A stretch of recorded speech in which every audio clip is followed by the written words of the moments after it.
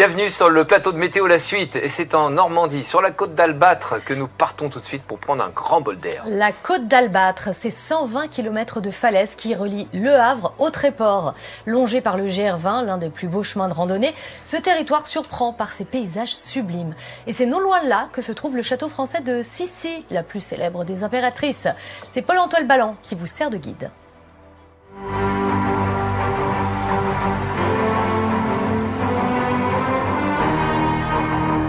Aujourd'hui, Météo à la carte, la suite, vous entraîne à la découverte de l'un des plus beaux panoramas de France. Cette côte d'Albâtre, il faut oser l'aborder, il faut oser aller l'aimer, la rencontrer, il faut monter. Pour moi, ces paysages-là, c'est un cadeau de la nature. Ici, on a des falaises blanches et ça contraste vraiment avec la verdure et avec le noir des roches. C'est vraiment magnifique. Ces falaises sont des merveilles géologiques uniques au monde, culminant à 110 mètres. Je me sens tout petit. Là, c'est une question de proportion. Je pense que tout le monde se sent tout petit au pied des falaises. On peut être ici pendant 1 heure et avoir 3 ambiances différentes, de lumière, le vent, un nuage qui passe, ça change complètement la perception, le relief. Il y a une ambiance particulière ici. S'il y a eu des peintres comme Monet et tout ça qui sont venus faire leurs tableaux ici, c'est pas non plus pour rien. La côte d'Albâtre tient son nom de la blancheur de ses falaises s'étirant du Havre au Tréport. 120 km de nature sauvage battue par les intempéries. 120 km de villages, de traditions et d'histoire. Et notre voyage commence justement avec une histoire, celle de la plus célèbre des impératrices et du château qui porte son nom. J'aime bien ses proportions, j'aime bien ses couleurs, j'aime bien son équilibre, sa symétrie. Moi, je trouve que le fait qu'il y ait eu ce passage d'une tête couronnée, ça lui a apporté quelque chose qui traverse le temps. Cette tête couronnée, c'est Élisabeth Amélie Eugénie de Wittelsbach, dite Sissi. À 16 ans, l'impératrice épouse l'empereur d'Autriche et vit un quotidien mélancolique dans la cage dorée de la cour de Vienne. Le château de Sasto-le-Mauconduit et son climat tonique deviennent alors le cadre idéal pour satisfaire ses rêves de liberté lors de l'été 1875. Elle voulait venir incognito. Sauf que quand le train est arrivé avec 70 voitures dans Sasto, forcément que c'était plus du tout incognito. Danielle est historienne et Jean-Philippe est le propriétaire de ce château transformé en hôtel-restaurant il y a 35 ans. Il était très important pour nous de conserver l'esprit, c'est-à-dire que nous avons souhaité conserver le petit salon Sissi avec des portraits. Nous avons beaucoup chiné, nous nous sommes fait beaucoup aider par des amis allemands, fans et grands collectionneurs autour de Sissi, et nous ont fourni beaucoup de matière, entre guillemets, pour pouvoir faire une décoration. Des pièces dédiées entre guillemets à Sissi. Sissi, c'est tellement un mythe.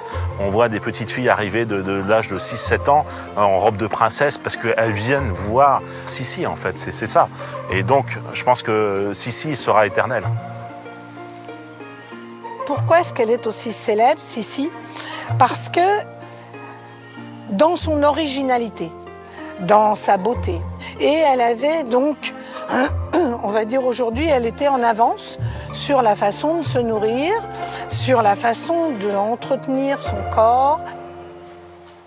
C'est-à-dire que les films avec Romy Schneider, ça a été une première approche d'une personnalité qui après est devenue de plus en plus sympathique et qui colle beaucoup à l'image qu'on voudrait des femmes d'aujourd'hui. Donc c'est une bonne image. Pour moi, c'est bien. Les 4 films ont popularisé cette impératrice avant-gardiste que la cour autrichienne jugeait extravagante et irresponsable. Contrairement aux usages de l'époque, Sissi tenait à éduquer ses enfants elle-même. Et c'est notamment pour préserver la santé de sa plus jeune fille que l'impératrice a choisi le bord de mer de la côte d'Albâtre. Danielle nous entraîne sur la plage des Petites Dalles, située derrière le château. C'est ici que Sissi est venue Tellement elle avait le goût de la mer, le goût de la natation.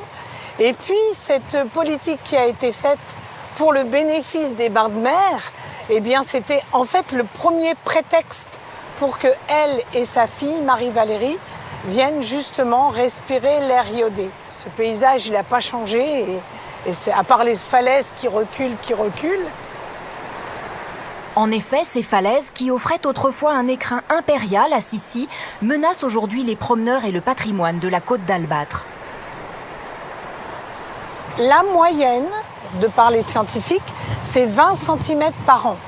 Et c'est déjà pas mal. On sait très bien sur la côte qu'il y a des maisons et même des blocos qui sont maintenant en train de s'effondrer.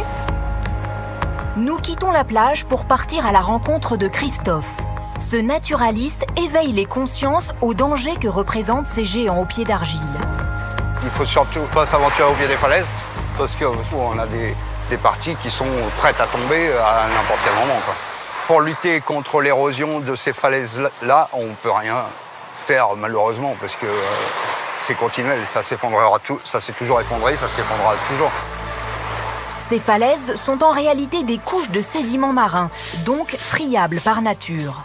En effet, il y a 100 millions d'années, le nord-ouest de la France était submergé.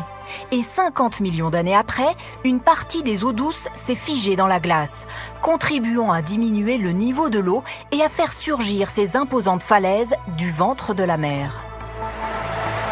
C'est ce qui fait que c'est pas de la roche, c'est du sédiment agglutiné, quoi. Donc c'est tout friable comme ça. On peut le briser à la main. Comme c'est une roche sédimentaire calcaire, l'eau s'accumule à l'intérieur, elle se gorge d'eau et là il y a des phénomènes d'éclatement quand il y a des périodes de gel, mais aussi sécheresse.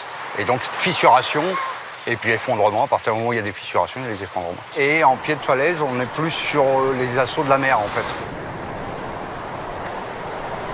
Le niveau des océans remonte, la mer grignote donc les falaises particulièrement lors des grandes marées. Ce phénomène naturel fragilise la roche, mais fait également le bonheur des pêcheurs à pied comme Guillaume. La marée, c'est l'élément déterminant dans la pêche à pied. Il faut viser les grandes marées. Donc les coefficients de marée de plus de 90 et jusqu'à 110, 115, c'est là qu'on a les meilleures chances de faire une belle pêche à pied. Alors là, on recherche les bouquets entre les roches, derrière les roches et à côté des algues brunes. Alors un bouquet, c'est une grosse crevette, ce qu'on appelle la crevette rose. Ah là, je suis bien ici. C'est vraiment la respiration, le bol d'air. On est entre terre et mer. Il n'y a pas d'écran, il n'y a pas de technologie, c'est la nature. Je recharge les batteries. Il est là, regarde. Hop.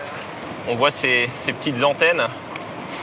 Dans l'eau frémissante, on plonge les bouquets. Une fois que l'eau refrémit, on arrête. Ça rosite tout de suite et c'est délicieux, quoi.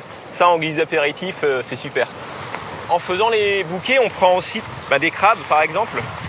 Alors ça, c'est une étrille. Donc c'est un crabe qu'on reconnaît à ses dernières pattes toutes plates, qui lui sert à se déplacer. Les pinces qui sont bleutées au bout et très pointues. Alors ça, c'est une pêche vraiment accessible. C'est vraiment la pêche ludique, c'est la pêche familiale.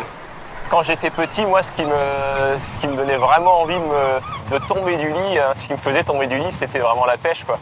Quand on est ici, au pied de la falaise, on est seul, quoi, avec les éléments. Et ça vit en permanence, c'est jamais vraiment la même sortie.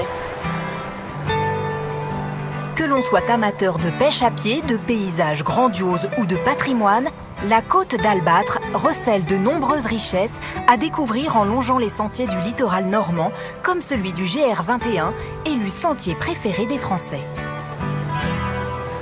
C'est magnifique en fonction des cultures qui sont faites, en fonction des éclairages. C'est quelque chose qui est très prisé, le GR21, parce que c'est tout le temps différent. La grandeur de ces paysages, les falaises escarpées, ça impose de rester humble face à la beauté de la nature. Et c'est vraiment un endroit qui me plaît. J'y ferai mes vieux jours, j'y resterai.